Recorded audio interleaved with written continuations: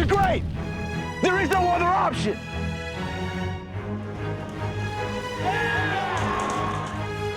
And your NCAA champion, Robbie Cruz.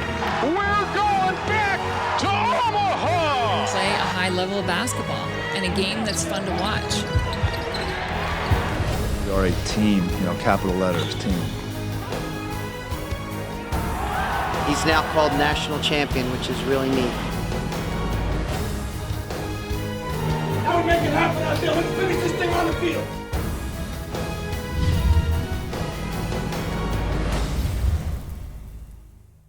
Cavalier Sports Weekly is brought to you by Geico, the Virginia Athletics Foundation, the Virginia Lottery, and by UVA Health System. On this edition of Cavalier Sports Weekly, you build something to last. You build expectations into the players that you expect them to do well on the field.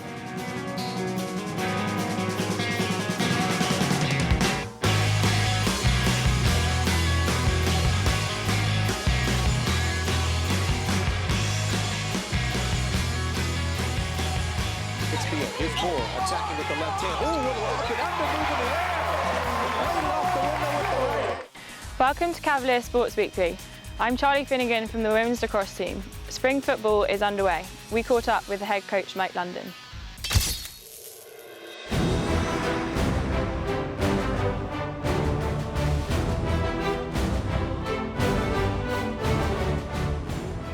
Oh, beautiful. This is just beautiful. I love this.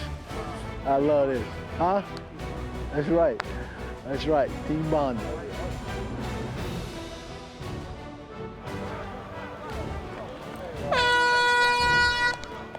Oh!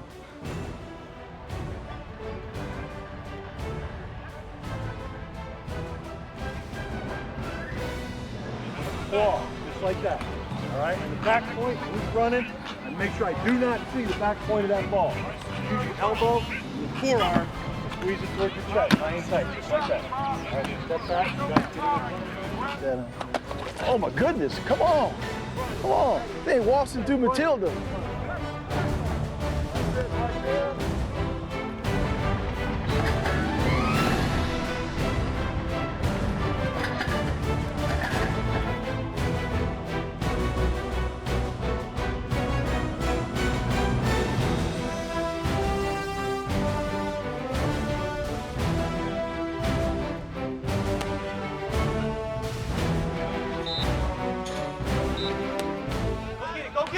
That's it, that's it. We don't get it, nobody gets it. We don't get it, nobody catches it.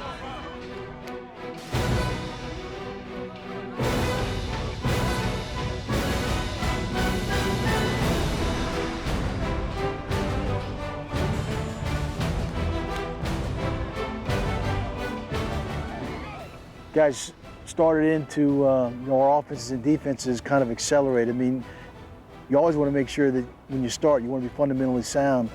But their knowledge and recall is pretty good today, so it gives you a chance now to build on that. And again, it goes back to the importance of being able to play in postseason play, because those extra practices, those freshmen are no longer freshmen, and when they come out here on the field and they're practicing like they've been in there before, and the learning curve of everyone is improved greatly, and you see the benefits of the weight room. It's more explosive, faster, come out of breaks faster. Quarterback's arms are a little more livelier. So for the first day and the first time to see these guys actually out here and watching them, you've heard so many things that Evan Marcus had them doing, but now, being a chance to evaluate them, with the hands-on approach has been pretty good. That's it, Nick. You catch everything, babe. That's it. Catch everything. There you go. That's it, Paulie. That's it.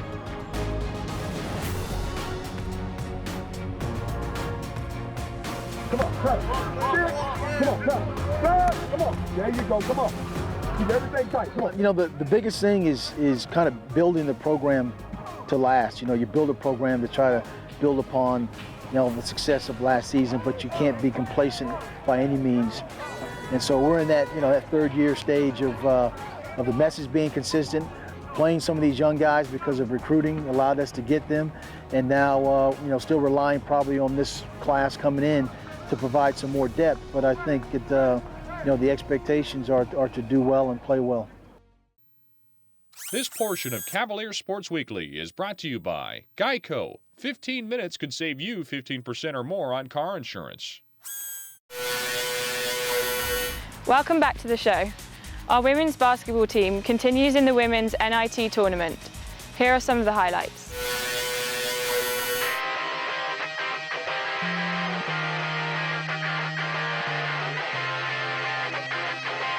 The energy, the effort from the tip, stay out of foul trouble, don't overthink the game, just play, right? And we'll be fine. But do all the little things that I've got. Okay, here we go.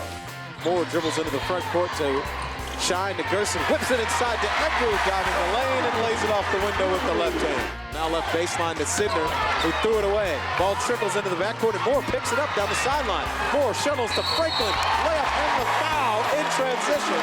And the foul is on Raven Gary. Shine and Gerson trap her into steal in the backcourt. They give it a Shine out to Franklin. Little shot fake and drive. Kicks it right wing to Moore. Cavaliers rotating against the 3-2 App State zone. Now to Gerson. Diving the lane, dumps it off to Shine and a layup off the window.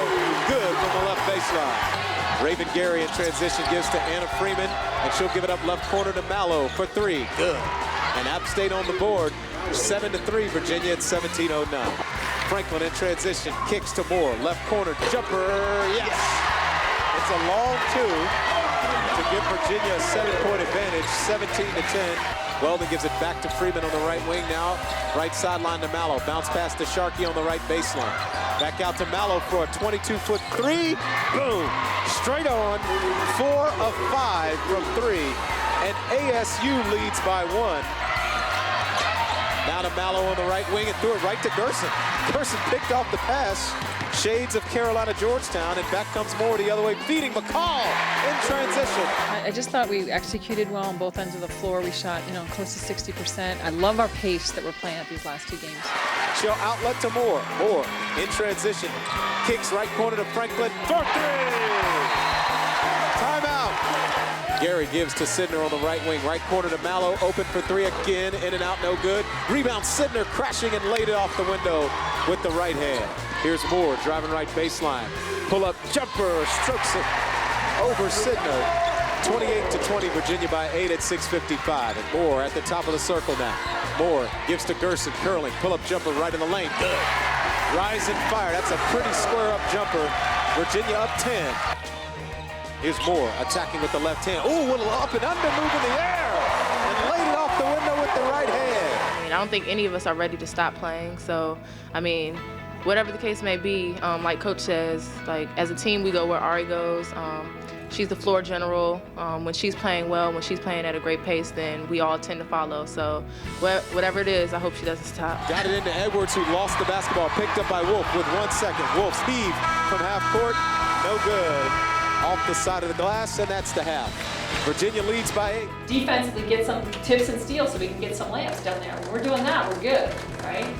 But get big with the ball and get those 50-50 balls. Okay, let's go. 21. Go. Come on, go, right? Thought about shooting it, threw it across court, picked off by Moore. Moore gliding the other way. Ari down the left baseline, layup good. Oh yeah, it's definitely fun. This is what we do. We fly around. Sarah and Lexi, I gave tips and deflections, and I come up with the steals. So it's definitely fun playing like this. Right wing now to Weldon. Weldon forces up a 10-foot jumper. It's short, and the rebound to Moore. Moore looking deep for Franklin in transition. Layup is good. When she has 4 games like she's been having the last 3 games, we're just better. It's kind of like her pace makes our pace as a team better, and just get easier looks at the basket, just easier shot attempts, and it just makes everybody just a little bit more relaxed. Moore, a little shot fake driving left baseline. Back to Franklin for a 3. Good. Splashed it in. Try to trap players here as they're rotating. They throw it right corner to Gerson. Dumps it to McCall at the ACC logo and drops in the jumper. 60-46, Virginia by 14. Franklin dribbles and throws to Moore at the top of the circle. Great feed to McCall, deep in the lane. Layup off the window with the left hand. Moore gives top of the key to Gerson. Left wing to Franklin. Franklin gives free throw line to Shine. Looking for Moore on the right baseline. Hands off to Egbu. Beautiful feed again. She lays it off the window with the left hand.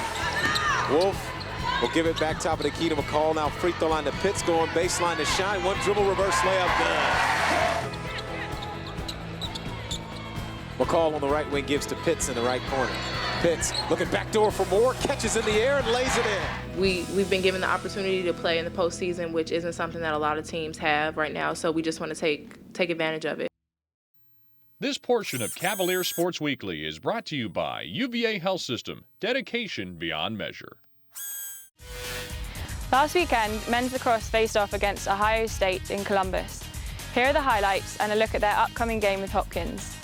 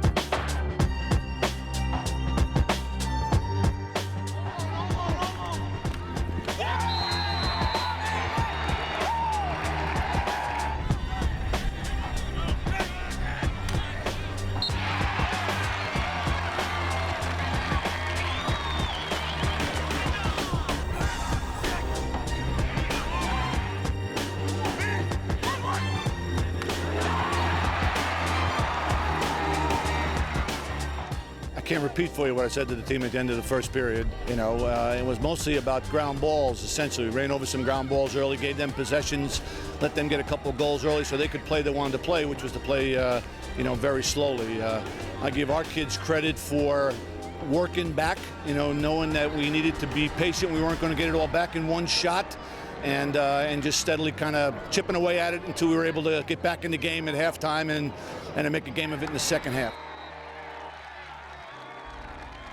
You know, we just kind of remained calm, and with the zone, you just got to be a little bit more patient. Steele did a good job at X, finding everyone, and we just had to get on the cage.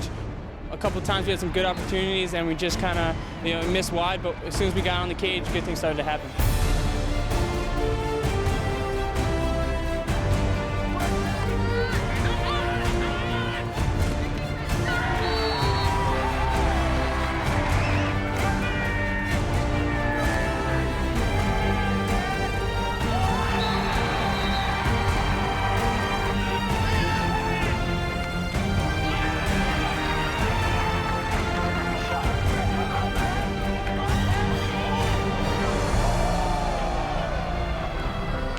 They were playing a zone and packing in on the inside. I thought we had a couple of chances in there that I would have liked to have gotten. But if you want to take away the inside and you're asking us to step up and hit some shots from the outside, we have a couple of guys that are capable to do that, capable of doing that, and that's what we were able to get as the game went on.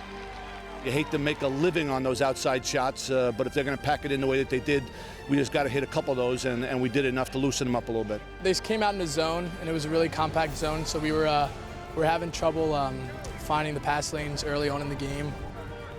I kind of just found a nice seam in the middle of the field, and Steele kind of lobbed it over, and I just took that step down.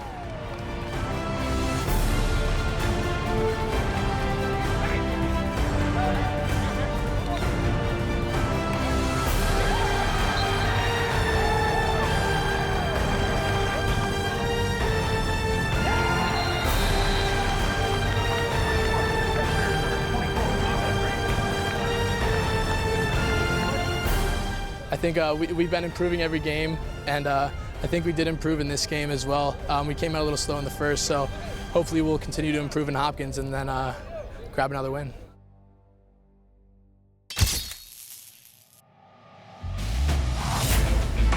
It should be a tremendous atmosphere and one that our guys really get geared up for. And you know, one of the great storied programs in lacrosse, and we've had a good rivalry with them over the years, and Klockner's been pretty kind to us in this game. I don't think we take anything for granted there, but we certainly like stepping on the Klockner field, seeing the hill packed and everybody coming out for that. I certainly gets our guys energized.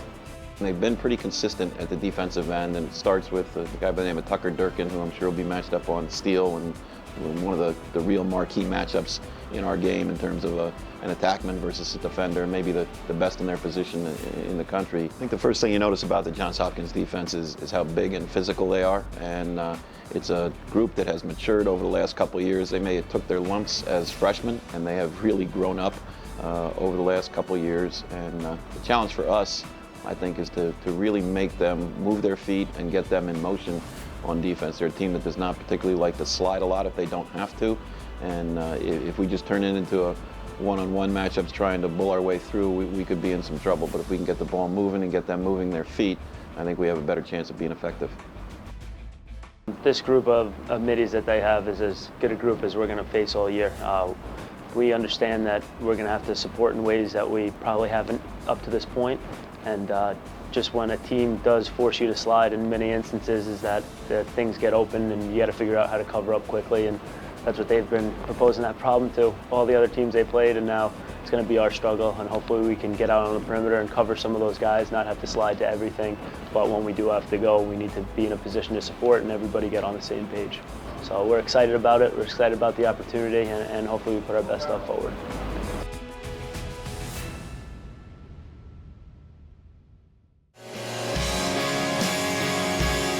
Coming up after the break.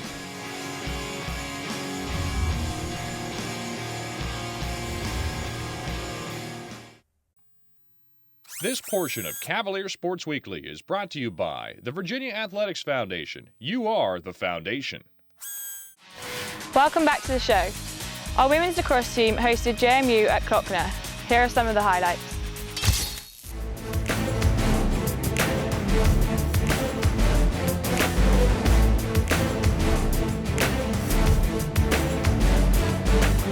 Owen attacks the goal, fires high and scores. Takes Virginia 17 seconds, and the Wahoos are on the board 1-0. Monica Zabel.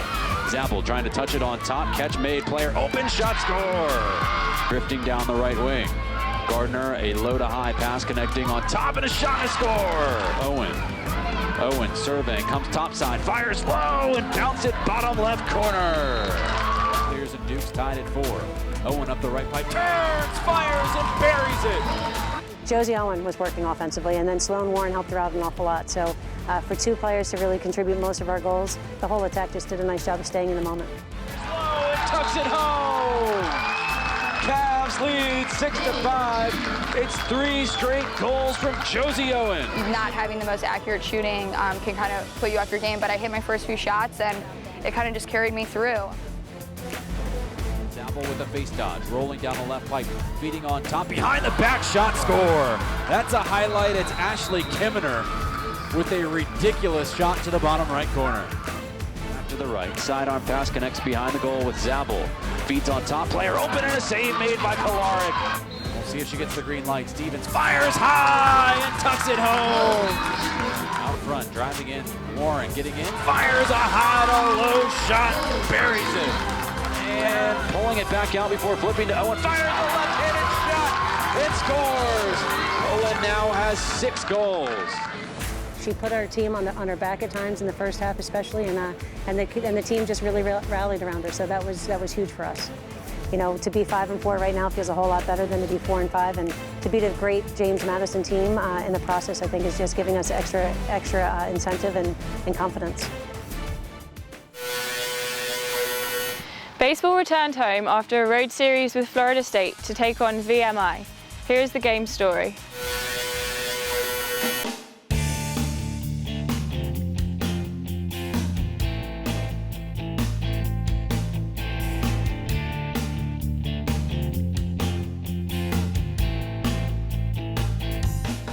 It's the 2-2 pitch. That one drops in there for a called strike 3. Good start to this ball game for Barrett O'Neill.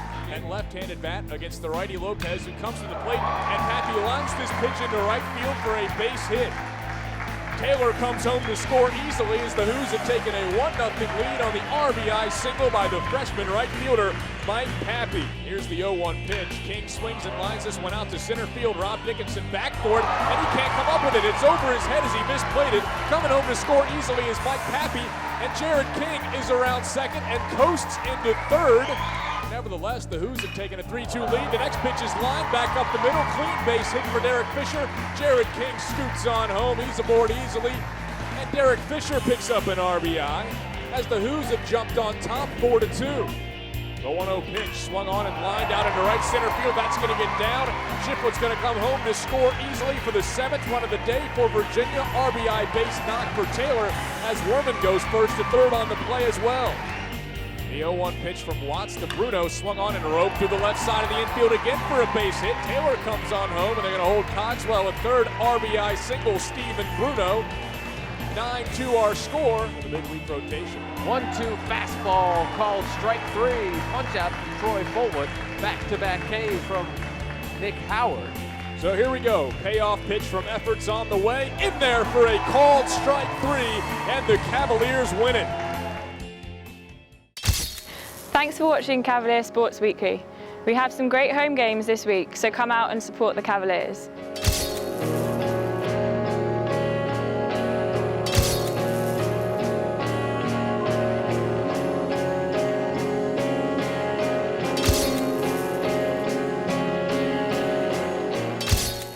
We'll be back next week with more highlights and great stories from Virginia athletics. I'm Charlie Finnigan, and until next time, go Hoos! Cavalier Sports Weekly is brought to you by Geico. 15 minutes could save you 15% or more on car insurance. And by Virginia Lottery, helping Virginia's public schools. And by the UVA Health System, dedication beyond measure. And by the Virginia Athletics Foundation. You are the foundation.